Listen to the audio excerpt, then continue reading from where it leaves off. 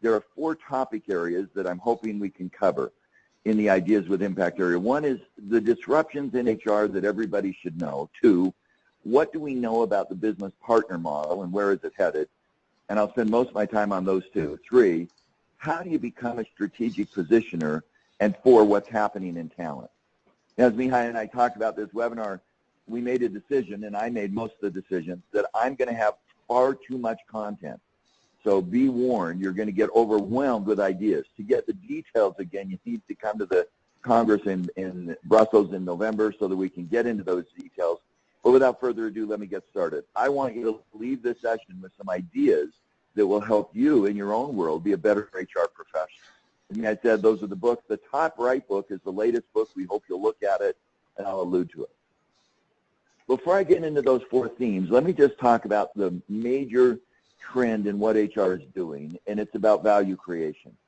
At the individual level, the principle is I am successful not because of what I do, but because of what somebody gets from what I do. With my spouse of many, many decades, the value of a gift is not what I give her, it's what she defines as the gift. In leadership, it's not enough to be an authentic leader. In fact, leadership authenticity is narcissism unless you create value for somebody else. The same is true in HR. HR is not about the practices we manage. It's about the outcomes that come from those practices. And so in HR, it's not that we do staffing or training. We do that so that we help the business win. And the message that we have in our latest book, the same is true in organizations, in countries, is that HR is not about HR, but about the business. Now, why is that so critical? We've heard from Michael Porter in a brilliant way about the 5 forces for strategy. I think there are 4 forces for the new HR that change our context. At the top left, the social, technical, economic, political, and environmental changes in the world are huge. When we ask anyone anywhere what's happening in the world, obviously technology and digitalization and the Internet of Things, but we also have social changes with rural to urban and demographic changes and environmental changes. Political changes, obviously, in every part of the world. Bottom left, those changes are happening quickly. You've heard the word VUCA, volatility, uncertainty. It should say complexity, not change, and ambiguity. How do we move so quickly in the organizational life that we have? Top right, we have stakeholders getting connected to each other. The employees connected to the customer, connected to the investor.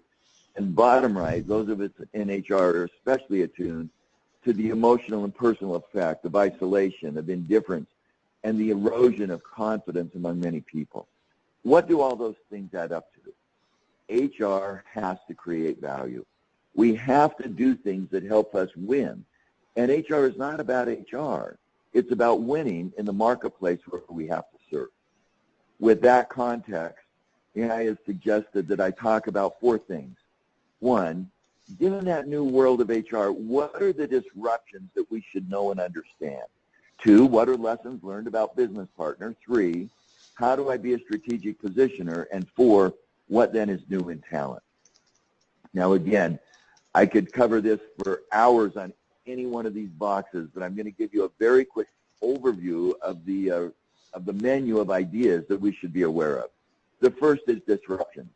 Because of those 4 forces and the enormous rate of change, HR is being disrupted, and I'll pick 3, outside in, information, and technology. These are 3 of the areas where HR is being disrupted. If I'm an HR professional, I need to understand these areas so that I can create that value and add value through HR. Let's go into detail on each one. Outside in. In workshops I run, I often ask the question, what's the biggest challenge in HR? And we see an evolution of those challenges from an administrative challenge, which is true. We have to do work more efficiently, to a functional challenge.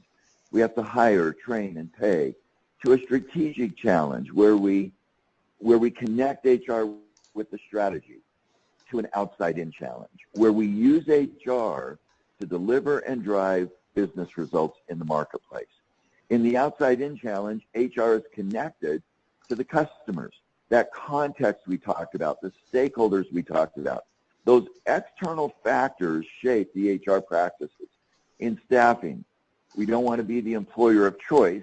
We want to be the employer of choice of employees customers would choose. We involve customers in training, performance management, rewards. Everything we do inside HR can be used so that we win in the customer and the investor marketplace. That's a disruption. HR is not about inside, it's about outside. A second disruption is information analytics. Actually, let me go back to the first disruption. One of the disruptions with stakeholders that's really fun is to ask ourselves the question, who are the customers of HR? That's that top right of this picture. Almost always the customers of HR are seen as the employees of the company. In the disruption we see, the customers are not just the employees. They're also the customers of the company, the real customers who pay money, and the investors of the company outside. When we see that, we disrupt HR and look outside in. A second disruption is information and analytics. Again, this slide has way too much data, and it comes from Wayne Brockbank, my dear colleague in the Mideast. Here's what he's captured and others have seen, the speed. Speed of data is fast. Access to information, storage of data, volume of data, changing technology. Down at the bottom right, here's what we know in information. Anytime, anywhere, anyhow. This webinar is a great example. We have on this webinar well over 1,000 people, 2,000 registered, all over the world connected through the technology that allows us to connect in a very close and very intimate way. Information is incredible. And there's stories that you know and I know about that information. Here's what's fascinating about the change in information, again from Wayne Brockbank. In the world today, there's two kinds of information. One kind of information is what Wayne calls puzzles. It's the structured information. It's information found in spreadsheets. And the ambiguity in the world of information is solved by facts. These are analysts who look for statistical patterns. I like to do statistics. I like to look at big data. This information is critical because we find answers. The other kind of information is mysteries, and that's 80% of the information in the world. Instead of being an analyst, we become an anthropologist. We look for the unstructured, the new ideas, we ask questions. In the HR space, we have structured data. That's the puzzle data. We look for the data in the big data, the analytics, but we also have to look for the data in mysteries. What does this mean? In managing analytics today, the disruption occurs as we go through 4 phases. In the first phase of data, we have scorecards. In fact, in the 1990s, I did a book called HR Scorecard with 2 great colleagues. Today, I think that book would be out of date because the scorecard is information, mostly structured data about how we perform. Then we have big data, the structured data, the analytical data that gives us insight into what we do, predictive analytics. Now we're beginning to look at unstructured data that gives us information on intervention, which HR practice has impact. And now in disruptive HR, we shift to impact. What does the business require and what HR information will be helpful? And again, what we're finding is some of that data is structured and some is unstructured. So the disruptions in HR. We have disruptions in HR around where we focus. Instead of focusing inside, we focus outside. That's the outside in disruption. We have disruptions in HR about analytics. I'm about to do a column, and in November it will be out by then. And it's actually a kind of risky column. Analytics is really an exciting place to play right now. Everybody in HR is almost, this is an American word, and I apologize for those not with English, but gaga. They're excited. It's the shiny new ornament, the shiny new object of analytics. So in our research, we did analytics on analytics. We studied analytics and the impact on the business. Here's what we found, almost none. Let me say that again. HR people and HR departments that do analytics do not drive business success. Here's why. We're at phases 1 or 2 or maybe 3. Until analytics gets to phase 3, which is impact, we're not driving the results we should drive. And impact of disruption is we don't start analytics with what HR is. We start analytics with the business. Here's the 4th disruption. Excuse me, technology. And again, let me evolve those disruptions. At the bottom, I think technology has built incredible systems and platforms to manage efficiency. And we use technology to take our existing work and do it more efficiently. Then we use technology to do innovation. We have some incredible innovators, and many of you are on the phone or on the webinar or listening afterwards in staffing and training. And technology enables us to upgrade those practices. Then we use the technology to access information. The previous slide, we use technology to get both structured and unstructured information to bring knowledge inside. But here's the rub. Where technology needs to go is in increasingly building connection.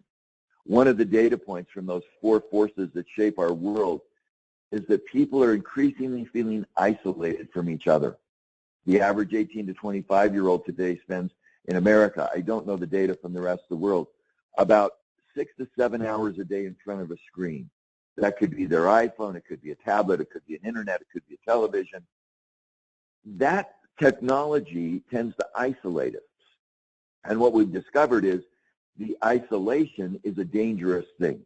And in HR today, we need to find ways to use technology to create social networks, to build emotional connections, and to help people connect in more positive ways. In fact, the research on isolation is scary. That social isolation has more of a correlation with mortality or death than smoking, drinking, or obesity, some of the physical causes of death. Our job in HR to be disruptive is to use technology in a new way.